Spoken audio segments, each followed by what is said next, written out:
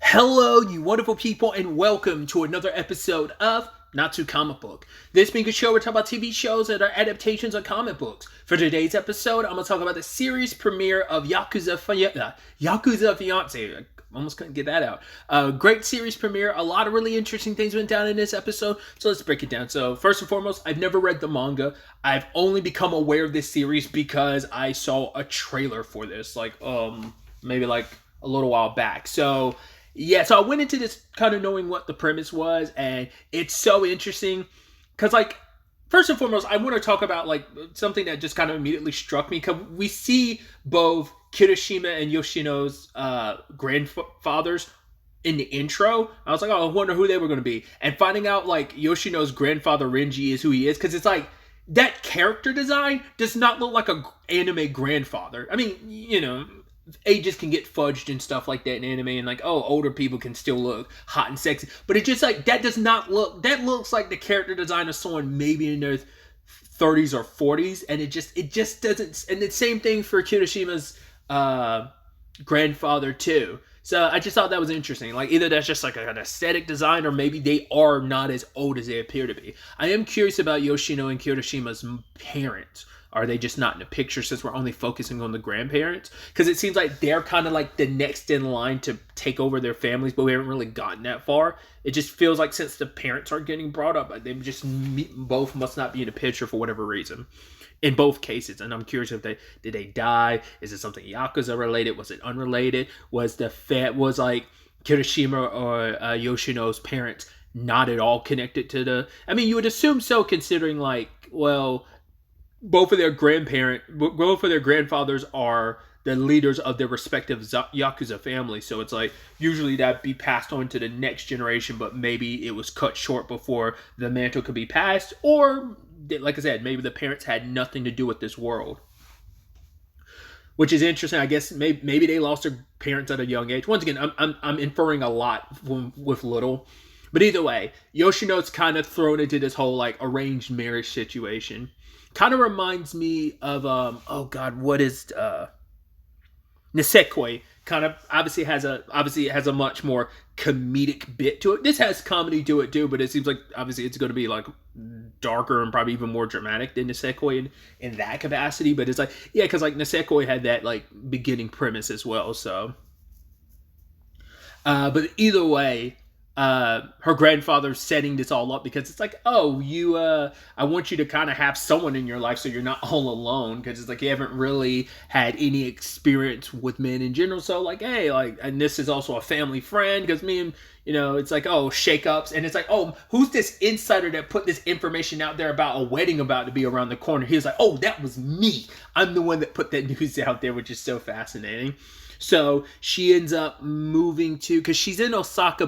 Tokyo. I was trying to remember. She's in Osaka, but she's moving to Tokyo to be around Kirishima. And I love his introduction to her. He was just one of the guards that let her in. He was oh yeah, sorry, there was kind of no time for an introduction. So she's meeting him. He's kind of spruced the place up for her and stuff like that. But he's trying to be all kind and friendly, being yeah, if it doesn't work out, it doesn't work out. But I hope it does, or whatever happens, happens. So she transfers to the school, which I guess based on what she said, it seems like a pretty advanced, prominent school. I guess that must mean she doesn't do well in school, because she's I wasn't expecting to get into such a good school. Could be hey, I do well enough on my own, but to get into this school you have to be extra good or something like that. I don't know.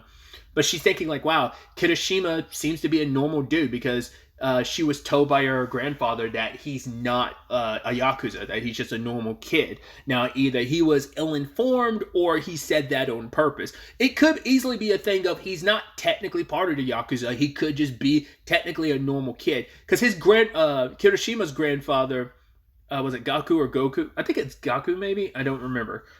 He kind of gave a weird look after Kirishima introduced himself to Yoshino, because I guess he was kind of you're putting on this front, you're not being yourself. Why is he doing what he's doing? I'm trying, he has a twisted personality, as we quickly learn, but the question is why put on that front? That's what I don't get. Is that for other people's benefit? Is that you hiding something deeper within of you don't want anyone to see a certain side of yourself? It does seem like he kind of has some ploy, because he seemed like he was kind of trying to blow up this arranged marriage situation by the end of the episode, but it could also be just a thing of no, like he had his assumptions about who she was, that she was going to be this badass woman to come into his life and mess him up because he is sick, twisted, and masochist. But yeah, Yoshino is catching flack from some of the girls at the school because he's very popular. Like 3 girls stepped to her at first. I thought they were asking like, "Oh, you his girlfriend" or something like that. I thought they were asking because they were going to say like, "Yo, you need to be careful around her." I thought these girls were trying to be her friend of like, "Yo, Kirishima is scary," but it's like, no, it was kind of like a, "Yo, back off, bitch, he's ours." Like, who are you, some random transfer coming in of like, "No, how dare you take Kirishima from us? Only one of you can date him," but it's like, oh, we're going to all admire him, and the last thing we want is some random woman in his life. Because we find out that apparently it's known that he's from a Yakuza family, and he's like, yeah, everyone's easy around me, even though we don't really see him interact with anyone. We see the girls are super madly in love with him and like staring him down and be like, "Oh my god, he's so hot, he's so handsome," but like we don't see him interact with anyone, so probably doesn't actually have any friends outside of the Yakuza. Who knows? We'll have to wait to see, but we never saw him interact with anyone in the episode other than Yoshino at school, so. But he says, like, right, they know that I'm a Yakuza, and they're not afraid of me because they know, like, right, if they call the police, like, the police will immediately show up, so it's like, why do we have to be afraid when we, the Yakuza isn't as, like, foolproof as maybe it would have been at one point in time. It's like, yeah, we're kind of in the modern era where, like, the police can, like, shut that shit down and kind of interfere and cause issues if we stir up problems, so they don't have any need of fear or whatever, But also he's like, yeah, but why would I care about what anyone has to say or think about me? And in that moment, that's where the mask started slipping for the first time that Yoshino saw, and she's like, maybe I was imagining things. Then later on, that night, she saw him leaving a room with other Yakuzas, and his hands are covered in blood. I'm curious, are we going to find out that that Kirishima is just like, he's putting up a front of being the stereotypical Yakuza. I mean, we do see he is tatted up, but it's like, maybe he wants to leave that behind, and he kind of has no choice of, like, I don't know if this is him rebelling as his grandfather or what. Like, maybe he was a broken child at one point in time, and he's trying to find some version of himself in his humanity or something now as an adult. Once again, it's the first episode. I'm pulling a lot of something from nothing, most likely. But I'm just so curious to understand this character, why he is the way he is. I also didn't realize, based on the intro, because I didn't realize that other character, like, based on the ending of it, where we have Yoshino dancing with Kirishima and another dude that looks, I'm like, oh. I was like, because I kept wondering why some versions of, like, he's just, like, sometimes has his hair down, other times he has it, like, slicked back and spiked, but I'm like, oh, so it's like, is that his twin? Because they do look alike, so I was like, oh, I didn't know this was a twin thing, which, interesting timing, because there's, like, a webtoon I'm reading. I need to catch up on it, because I'm pretty far behind. I was pretty caught up at one point in time, called Mr. Bayek. Bayek, I'm probably butchering that, trying to say it, but basically, it's kind of a gang thing too that revolves around a set of twins, so it's interesting, but also it kind of specifically him having his hair spiked up. I'm like, immediately the first thing that crossed my mind was Virgil from Devil May Cry. I was like, yeah, like specifically 3 when he first like spikes it up, because him and Dante both had their hair down, and then he spikes his up to kind of distinguish himself from Dante, and either way, I'm curious to find, because it seems like he might be the masochist sociopath, and maybe his brother is like the complete and other opposite of him. I don't know. I don't know if it's going to be a thing of they're both pining for her love, or is it going to be a thing of he's super into her, but she's more so into his brother? Like, I wonder, is it going to be kind of a love triangle situation like that? Once again, I've never read the manga, so I've avoided reading too much on. I saw the one trailer, and that kind of gave me like insight from this first episode, but not really like the series as a whole. But it just, it was more. I think it was a full trailer. It might have been a teaser. I don't remember. I might even stop watching partway through just because I didn't want to find out too much.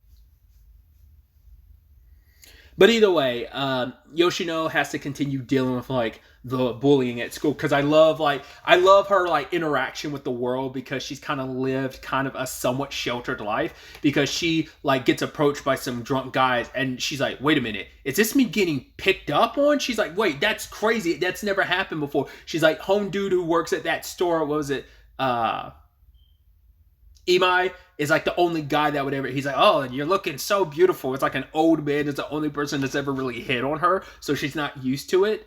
Because she talks about it a little bit, and everyone talks about it, of like how she looks so much like her dad. Her dad even had that line at the beginning of, I basically, you're so beautiful because of my genes, and here you are wasting that beauty. Because it's just like, yeah, but most people, because she is beautiful, but also because she has her dad's face, so many people call her like, oh yeah, you must be misdivorced with kids and stuff like that.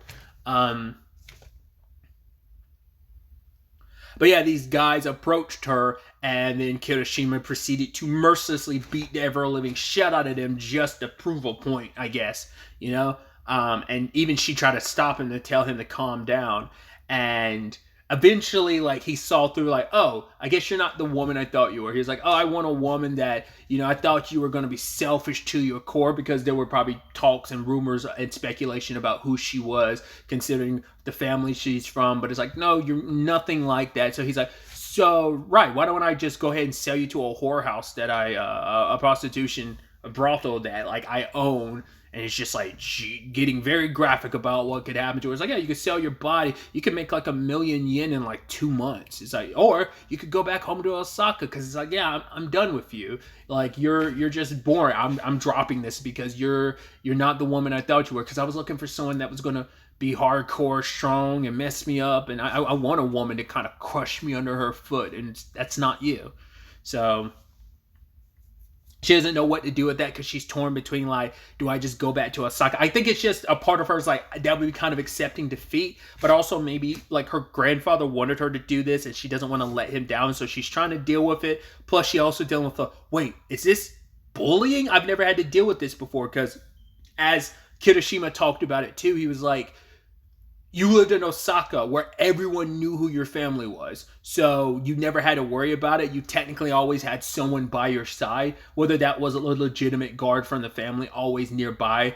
But it's like, or either in that moment he might have been talking about himself of like, oh yeah, they thought I was just a normal high school or whatever, normal person. But it's like, yeah, your family name carried a lot of weight, but this isn't Osaka, this is Tokyo. You're just like any other person because no one knows your situation. Here, this is kind of like their backyard because people know Kirishima's circumstances. He even made a point to those guys. He's like, oh, if you want to, like, let anyone know, like, if they ever, she's my woman, and if anyone goes near her, we're gonna have a problem. But you can tell them everything about me in excruciating detail. It's like he wants all the smoke. It's easier to kind of, like I said, it just feels like he's playing the role of a Yakuza. It seems like he's trying too hard, and it feels like there's something deeper to that.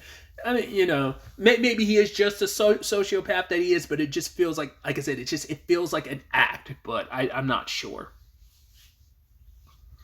But later on, Yoshino is talking to her grandfather, and she's kind of, you know, she's down about the situation, and he's like, 1 year, and she's like, what? He's like, make it out for a 1 year, make this guy fall in love with you, make him think you love him, and then drop him and come back to Osaka. That's like the best revenge against a man, is to basically, a man that doesn't want you, he's like, fine, get back at him by making them fall in love with you, and then dump them. He's like, oh yeah, like I got dumped by plenty of women. He's like, in fact, there are 3 women that threw me in the river. The moment they found out I was kind of 2-timing all of them, and he's laughing, and she's just like, why is every man in my life nothing but trash?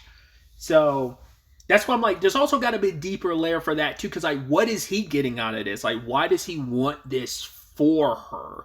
Like, he sees she's unhappy or believes her to be unhappy, but then kind of brings out this stipulation. Like, there has to be something in the clause of all of this, that the reason why he pushed her to do this. But maybe he's hoping, like, she will grow, and maybe he's hoping this experience will help her be more prepared for potentially taking over the family business. Maybe there's something deeper like that. He wants her to grow out of her shell, to grow stronger. I don't know. Because we know that one of the people from Kirishima's family was like, oh man, your dad's going to kill you the moment he finds out. He's just like, it's going to be fine. So it's like, I'm so curious, like, what either one of them is getting out of this, and what is Kirishima getting out of this. But she avoided going to school for like the next 2 weeks, so he assumed she went back to Osaka until she shows up with like what was that, 40, I don't know if that was like 40 million or something, but essentially she sold her kidney, one of her kidneys, and it's like, did she really? And I was like, yes. At 2 weeks was like finding someone to take it, sell it, and also like recover from all of that. And she comes in being like, yeah, like kind of making a stamp and being like, you're not going to scare me off.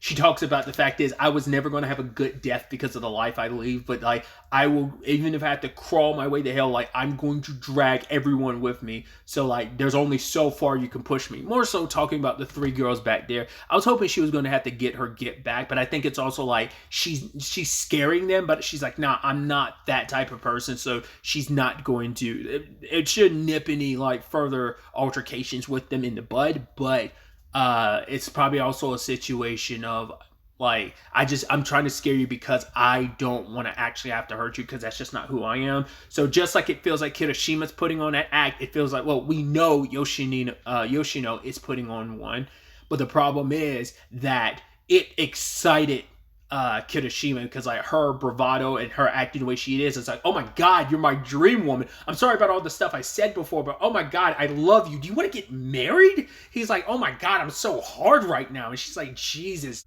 Just kind of quite the disturbing protagonist in Kirishima. So it's gonna be interesting to see how Yokino navigates, and like I said, where this story kind of goes from here. It's interesting too, because Kirishima's grandfather got a call and he was like, oh yeah, things are about to get messy. And I don't know if that's like, maybe Kirishima's brother wasn't in, like I said, maybe I'm up here saying all this twin stuff and that's not the case at all. Seems like it is, but you know, maybe it's like a brother that just happens to look very similar to him, or like a younger brother that's very similar to him, or maybe it's a cousin that just happens to be, like I said, it feels like a twin thing because of just the way they look. But like I said, I could have been wrong this entire time, but I'm like, I wonder if he's coming back to town and that's where things are going to get messy, or did Kirishima's grandfather hear about the whole situation at school? Because that scene did happen afterwards, so it could be related, it could be unrelated.